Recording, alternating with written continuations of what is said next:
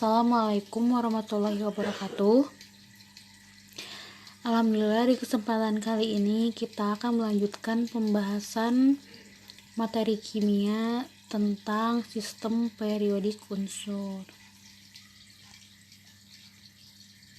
Nah, apa itu sistem periodik unsur?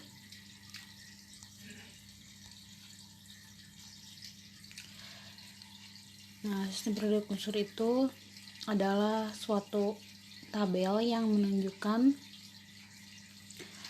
tentang pengelompokan atau penggolongan suatu unsur berdasarkan persamaan sifatnya. Nah, bentuk tabel periodik unsur itu bentuknya seperti ini. Nah, di awal kemunculannya, tabel periodik unsur itu bentuknya tidak seperti ini ya. Bentuk yang modern seperti ini itu merupakan hasil dari pemikiran para ilmuwan ya. Nah, hasil penyempurnaan dari pengelompokan unsur. Nah, kalau tabel periodik unsur ini sudah sempurna lah ya. Nah, jadi setiap unsur dalam golongan ini mereka memiliki kesamaan sifat. Misalkan nih unsur yang nomor atomnya 10 yaitu neon, dia akan memiliki suatu sifat yang mirip dengan helium. Ya, karena mereka sama-sama berada di golongan yang sama ya. Nah, tuh.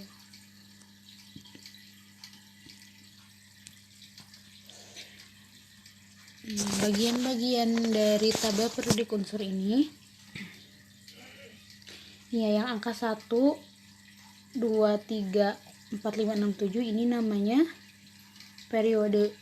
Jadi periode 1 ada hidrogen dan helium, periode 2 ada litium, berilium, kemudian boron, karbon, sampai neon. Nah, itu adalah periode kedua. Periode ketiga ada natrium, magnesium, aluminium, dan sampai argon ya.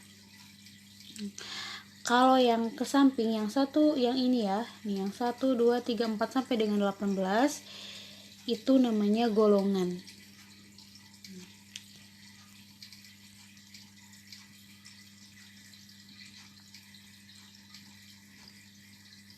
Di sini ya, periode adalah lajur horizontal dalam sistem periodik disebut periode, yang tadi yang Ibu jelaskan. Kemudian ada golongan. Tadi karena golongannya bisa dilihat ya, tapi ada golongan 1A sampai dengan 8A. Namun dalam penggolongannya ini penomorannya itu ada yang pakai 1A, 2A, 3B, 4B sampai 8A. Namun ada juga yang penggolongannya itu pakai angka 1, 2, 3 sampai dengan 18. Nah, A, sistem 8 golongan. Sistem periodik terdiri atas golongan utama yaitu golongan A, kemudian golongan tambahan atau B, kemudian unsur-unsur golongan B ini disebut juga sebagai unsur transisi. Nah, kalau yang sistem 18 golongan, nah golongan dimulai dari kolom paling kiri. Unsur-unsur transisi terletak pada golongan 3 sampai dengan 12. Bisa dilihat di tabel periodik unsur di slide sebelumnya ya. Nah, kalau yang penggolongan 8 unsur itu yang 1A, 2A. Kalau yang 18 golongan itu unsur sisinya itu ada yang posisinya ini di tengah.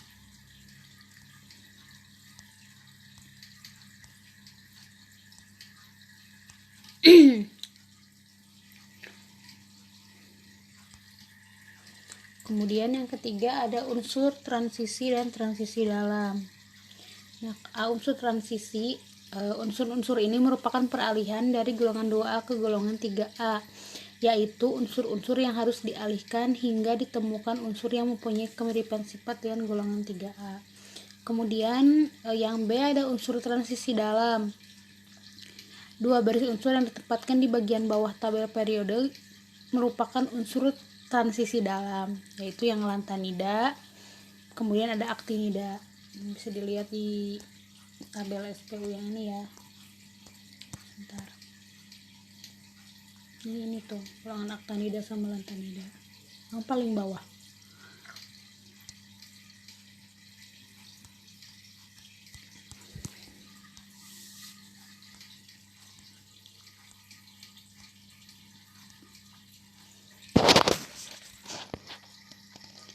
Kemudian yang keempat, hubungan konfigurasi elektron dengan letak unsur.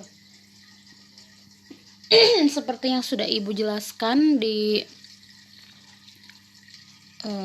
pertemuan sebelum-sebelumnya ya, bahwa periode itu menunjukkan nomor kulit terakhir, kemudian golongan itu adalah jumlah elektron valensi. Ya, bisa dibaca lagi ini untuk mengingatkan kembali materi yang sudah kita bahas sebelumnya. Selanjutnya ada blok S, P dan F. Nah, blok S itu biasanya ada di golongan 1A. Nah, biasanya yang blok S itu sebelah sini, blok P itu yang ini ya, nah yang sebelah sininya, blok D yang di tengah, dan blok F yang paling bawah. Biasanya untuk yang golongan utama itu dia memiliki subkulit S. Nah, kalau unsur transisi yang ini ya, biasanya dia subkulit D. Kemudian yang putih ini ya unsur golongan utama blok P. Nah, kemudian yang ini unsur transisi. Nah, blok S itu biasanya golongan 1A.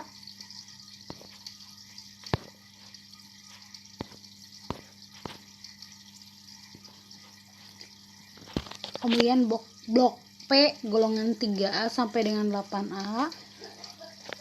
Kemudian blok D golongan 3B sampai dengan 2B. Yang selanjutnya ada blok F, lantanida dan aktinida. Untuk lebih jelasnya kalian coba download ya sistem periodik unsur. Nah, samakan dengan keterangan yang barusan.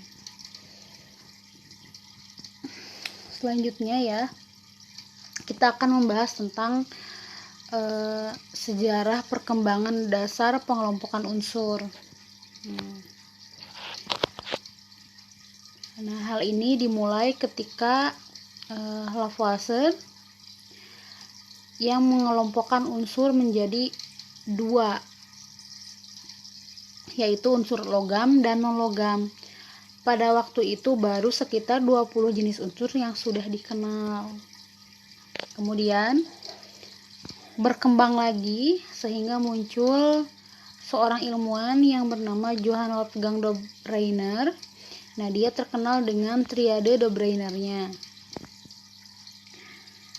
Dobreiner mengemukakan bahwa massa atom relatif strontium sangat dekat dengan massa rata-rata dari dua unsur lain yang mirip dengan strontium, yaitu kalsium dan barium. Nah, kalau menurut Dobreiner, penggolongan unsur itu didasarkan pada gini loh.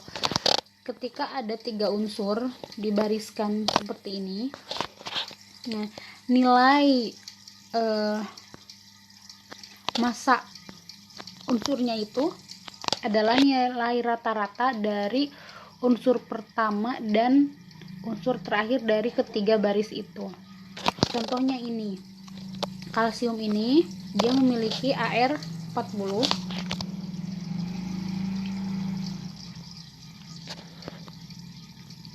kemudian barium 137. Ketika kita tambahkan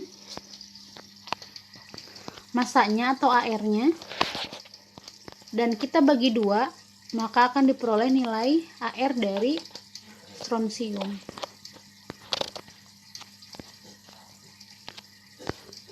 Selanjutnya ada hukum oktav Newland. Nah, Newland mengemukakan penemuannya yang disebut sebagai hukum oktav. Newland menyusun unsur berdasarkan kenaikan massa atom relatifnya. Ternyata unsur yang berselisih satu oktav, unsur ke-1 dan ke-8, unsur ke-2 dan ke-9 dan seterusnya menunjukkan kemiripan sifat. Nah, makanya dia membuat sistem periodik unsurnya itu seperti ini. Nah, seperti ini.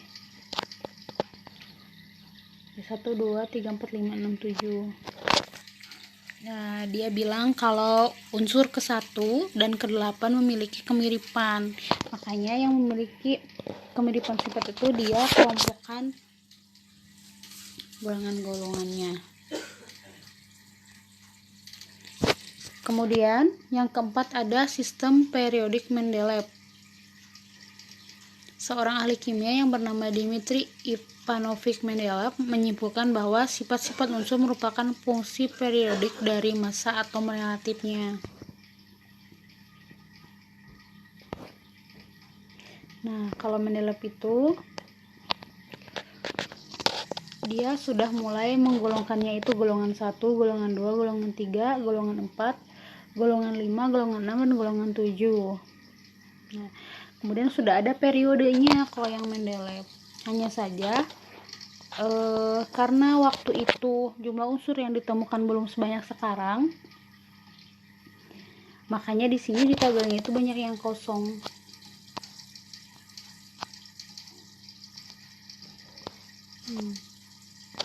Selanjutnya muncul ilmuwan yang bernama Henry G. Moseley menunjukkan bahwa urutan unsur dalam sistem periodik Mendeleev sesuai dengan kenaikan nomor atomnya, sehingga sama si Moseley ini tabel periodik yang dibuat oleh Mendeleev disempurnakan. Nah, di sini penempatan tellurium dengan masanya 128 dan iodin yang tidak sesuai dengan kenaikan massa atom relatif ternyata sesuai dengan kenaikan nomor atomnya. Selanjutnya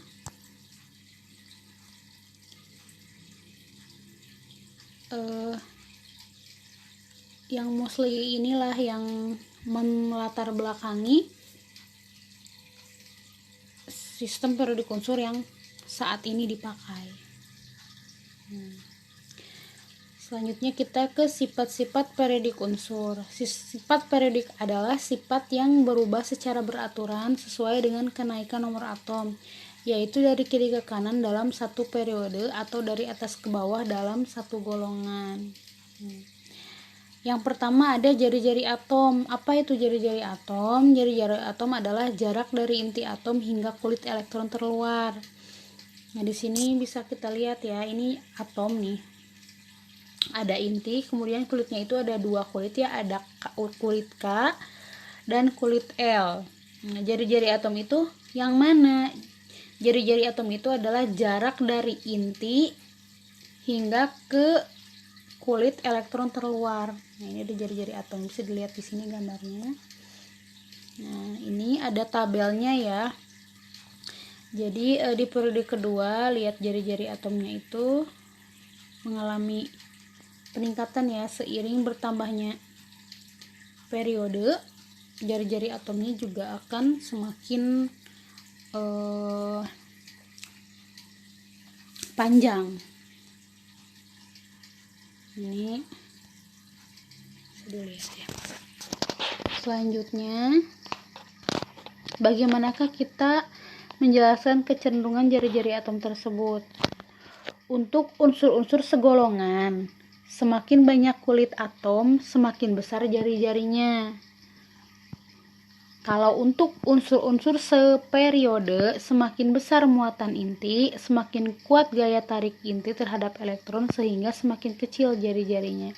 Jadi kalau untuk unsur-unsur yang satu golongan, semakin banyak kulit atomnya, maka semakin besar jari-jarinya. Nah, untuk unsur-unsur yang seperiode, Semakin besar muatan inti, semakin kuat gaya tarik inti terhadap elektron sehingga semakin kecil jari-jarinya. Kemudian ada yang disebut sebagai jari-jari ion. Nah, karena ion itu kan ada ion positif dan ion negatif. Kalau ion positif namanya kation, kalau ion negatif namanya anion. Nah, ion positif mempunyai jari-jari yang lebih kecil, sedangkan ion negatif mempunyai jari-jari yang lebih besar. Yang ketiga ada energi ionisasi. Nah, energi ionisasi adalah besarnya energi yang diperlukan untuk melepas satu elektron dari suatu atom netral dalam wujud gas sehingga terbentuk ion berwujud gas dengan muatan +1. Jadi, energi ionisasi itu adalah energi yang diperlukan untuk melepas satu elektron. Nah, dalam satu golongan dari atas ke bawah, jari-jari atom bertambah besar sehingga gaya tarik inti terhadap elektron terluar semakin lemah. Oleh karena itu, energi ionisasinya berkurang. Nah, jadi karena jarak elektron kulit terluar itu jauh ke inti, maka gaya tarik intinya itu semakin lemah sehingga akan mudah sekali untuk lepas. Kemudian dalam satu periode itu yang ke bawah ya. Dalam satu periode, sebagaimana telah dijelaskan ketika membahas jari-jari atom, gaya tarik inti bertambah. Oleh karena itu, energi ionisasi juga bertambah. Ini ya tabelnya, lihat di periode kedua yang ini ya, atau gaya tariknya itu seperti ini. Jadi untuk unsur yang satu golongan dari atas ke bawah ya, jari-jari atomnya bertambah besar. Tapi untuk yang dalam satu periode, ketika gaya tarik inti bertambah, energi ionisasinya juga bertambah. Tapi ketika gaya tarik inti berkurang, maka energi ionisasinya pasti akan berkurang juga.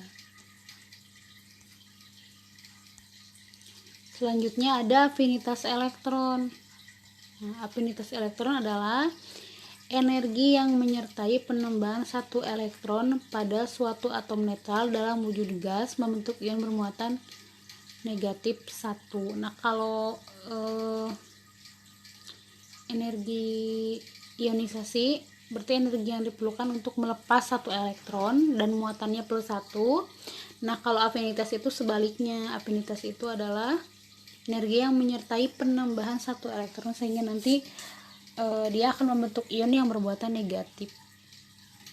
Dalam satu golongan dari atas ke bawah, afinitas elektron cenderung berkurang.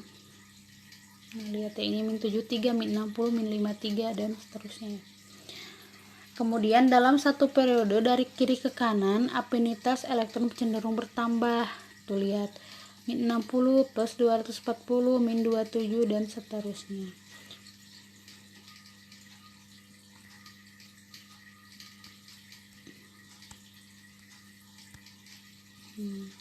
Yang C, kecuali unsur alkali tanah dan gas mulia, semua unsur golongan utama mempunyai afinitas elektron bertanda negatif. Afinitas elektron terbesar dimiliki oleh golongan halogen. Berarti golongan halogen TFCl, Br, I ya. Ini golongan 7A. Selanjutnya ada keelektronegatifan. Nah, keelektronegatifan adalah suatu bilangan yang menggambarkan kecenderungan relatif suatu unsur menarik elektron ke pihaknya dalam suatu ikatan kimia.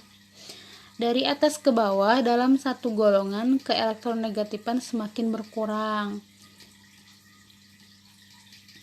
Yang B, dari kiri ke kanan dalam satu periode, keelektronegatifan bertambah. Jadi kalau segolongan ya, segolongan itu dari atas ke bawah ke elektronegatifnya itu berkurang. Tapi kalau seperiode ke kanan berarti ya ke elektronegatifnya semakin bertambah. Itu kan ini kita lihat dulu yang elektronegatifan dalam satu golongan. Nah, tadinya 2,1, kemudian ke bawahnya 1,0, 0,9 dan seterusnya ya. Tapi kalau dalam satu periode ke elektronegatifan semakin bertambah. Lihat aja di sininya ya. Yang tadinya 1,0 jadi nambah 1,5, 2,0, 2,5, 3,0, 3,5, 4,0. Selanjutnya ada sifat logam dan non logam. Nah, sifat logam ini dikaitkan dengan elektropositifan, yaitu kecenderungan atom melepas elektron membentuk ion positif. Semakin besar energi ionisasi, semakin sukar bagi atom untuk melepas elektron dan semakin berkurang sifat logamnya.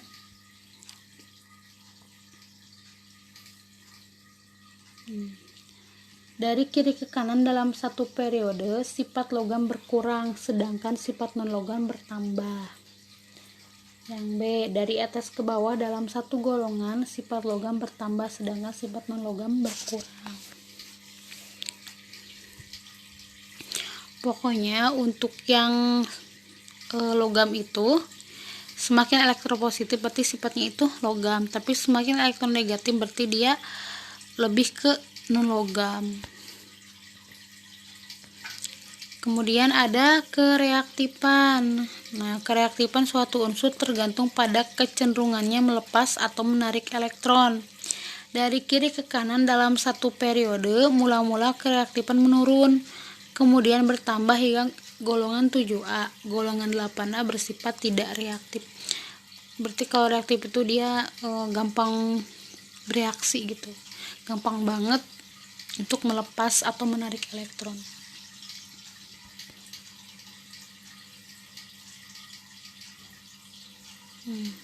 Kita lanjut ke beberapa golongan unsur dalam sistem periodik. Golongan 8A atau golongan gas mulia.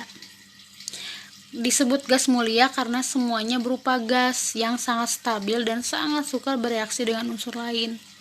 Kulit terluar yang terisi penuh menjadikan unsur bersifat tidak reaktif. Namun demikian, kripton, xenon, dan radon ternyata dapat dipaksa bereaksi dengan beberapa unsur.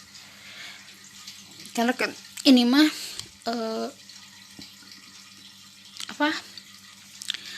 si konfigurasi elektronnya itu sempurna ya, hampir sempurna. Jadi untuk golongan gas mulia ini mereka sangat stabil dan sangat sukar bereaksi dengan unsur lain. Tapi untuk beberapa gas mulia lainnya seperti kripton, xenon, dan radon ternyata dia dapat dipaksa bereaksi. Yang kedua ada golongan 7A atau golongan halogen. Nah, golongan halogen dengan logam membentuk senyawa yang kita sebut garam. Contohnya ada garam dapur adalah NaCl. Dia terbentuk antara ion natrium dengan ion klorida, di mana ion natrium itu dia golongan 1A dan dia merupakan unsur logam. Kemudian dia ketemu sama unsur halogen klorida. Jadi terjadi reaksi ion natrium dengan ion Cl- membentuk garam natrium klorida. Kalau nggak percaya cek aja gitu di SPU. Si natrium ini di golongan 1A ketika ketemu sama halogen dia pasti akan membentuk garam. Apakah untuk unsur yang lain berlaku seperti itu? Iya. Ketika kalium ketemu sama Cl dia akan jadi garam KCl. Nah, garam KCl ini biasanya ada pada pupuk. Kereaktifan unsur halogen berkurang dari F ke I. Itu iodin ya. Semua unsur halogen golongan 7A berupa molekul diatomik. Jadi dia ada di alamnya itu enggak cuma satu, kayak misalkan F gitu, F2, kalau Cl, Cl2, kalau Br, Br2, kalau I, I2. Biasanya mereka memiliki warna dan bersifat beracun. Selanjutnya golongan 1A atau golongan logam alkali. Nah, unsur-unsur golongan 1A kecuali hidrogen disebut logam alkali karena unsur tersebut membentuk basa yang larut dalam air. Logam alkali mempunyai satu elektron valensi yang mudah lepas sehingga -3 merupakan kelompok logam yang paling aktif. Dapat terbakar di udara dan bereaksi hebat dengan air. Kereaktifan logam alkali bertambah dari litium ke fransium. Ibu dulu ada pengalaman ya mereaksikan logam natrium. Logam natrium itu dia meskipun kecil tapi dia memiliki kereaktifan yang cukup reaktif sekali. Kita hanya memasukkan logam natrium ke dalam air itu bisa memicu ledakan dan pasti terjadi api. Lalu gimana cara nyimpen natrium dan golongan logam alkali tanah? Dia kan kalau disimpan di udara pasti reaktif kan, pasti mudah mengalami ledakan ataupun terbakar. Begitupun dicemplungin ke air sama, reaktif juga. Lalu nyimpennya gimana? Nyimpennya itu di dalam minyak tanah. Tuh, kenapa bisa seperti itu? Coba cari di Google kenapa logam natrium itu disimpannya di dalam minyak tanah. Kemudian yang keempat ada golongan 2A atau logam alkali tanah. Unsur-unsur golongan 2A disebut logam alkali tanah karena dapat membentuk basa tetapi senyawa-senyawanya kurang larut dalam air. Nah, bedanya kenapa golongan 1A disebut logam alkali sedangkan golongan 2A disebut alkali tanahnya, bedanya tuh mereka kalau dilarutkan dalam air memang pasti akan membentuk basa tetapi berbeda kelarutannya. Kalau yang golongan 1A dia larut dalam air, tapi kalau golongan 2A dia sukar larut atau kurang larut. Nah, yang kelima ada unsur-unsur transisi. Nah, unsur-unsur transisi mempunyai sifat-sifat khas yang membedakannya dari unsur golongan utama. Nah, yang A, semua unsur transisi tergolong logam. B, unsur transisi mempunyai kekerasan titik leleh dan titik didih yang relatif tinggi. Yang C, banyak di antara unsur transisi membentuk senyawa-senyawa berwarna. Nah, kalau untuk golongan-golongan transisi ini kalau kita cek warna nyalanya ya, itu warnanya itu cantik-cantik, beda dengan unsur golongan yang lain. Dulu juga ibu pernah ya praktikum sama kelas 12 angkatan Raihan ya itu pokoknya angkatan Raihan. Pernah kita ngecek warna unsur-unsur gitu ya, itu cantik-cantik gitu warnanya teh. Ada yang ketika dibakar tuh warnanya oranye, ada yang ungu, ada yang hijau toska dan lain-lain lah pokoknya mah. Jadi jelas ya, jadi setiap unsur itu dia memiliki warna nyala yang berbeda, tapi untuk khususnya di unsur-unsur transisi dia memiliki warna-warna yang khas gitu. Kalau unsur-unsur yang lain warnanya ketika dibakar ya kadang ya seringnya tuh putih, tapi untuk unsur-unsur yang transisi itu warnanya tuh macam-macam, ada merah, ada kuning, ada hijau, ada biru, ada pokoknya lebih bagus lah warnanya dibandingin dengan unsur-unsur golongan lainnya. Oke, untuk pembahasan kali ini dicukupkan sekian dulu. Untuk lebih jelasnya bisa kalian belajar dari sumber lain, dari buku sumber ataupun dari video pembelajaran yang lainnya. Terima kasih. Semoga ilmunya bermanfaat. Wassalamualaikum warahmatullahi wabarakatuh.